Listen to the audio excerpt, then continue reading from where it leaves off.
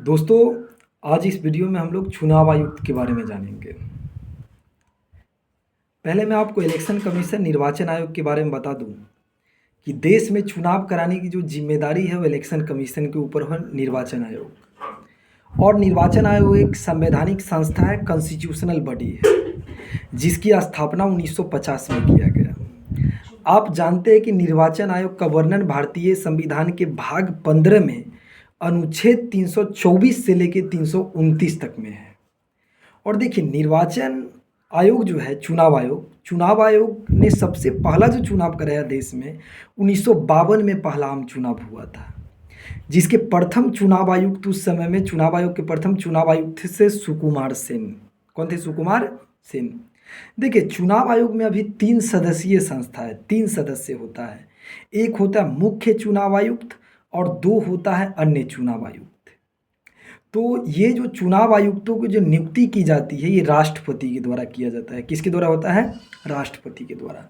आप देखिएगा, चुनाव आयोग का जो कार्यकाल होता है वो 6 वर्ष होता है ना, या 6 वर्ष इनका कार्यकाल होता है, 65 वर्ष की आयु तक। किसका? चुनाव आयोग का।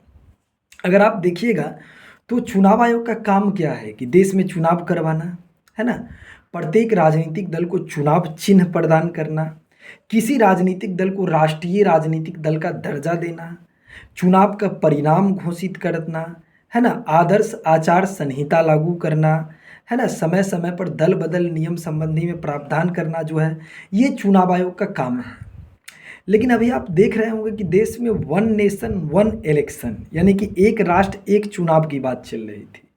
ये एक राष्ट्र एक चुनाव क्या होता है? देखिए, एक राष्ट्र एक चुनाव का मतलब होता है कि जैसे केंद्र में संसद का भी चुनाव और प्रत्येक राज्य के विधानसभाओं का भी चुनाव एक साथ संपन्न कराया जाना एक राष्ट्र एक चुनाव कहलाता है।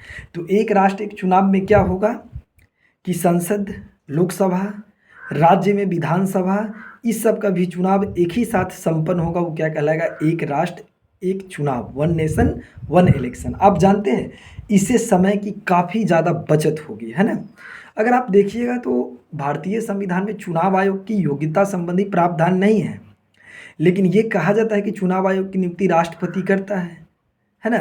तो प्रधानमंत्री के परामर्श से तो आप सोच सकते हैं कि चुनाव आयुक्त कितना निष्पक्ष हो सकता है। जी, धन्यवाद।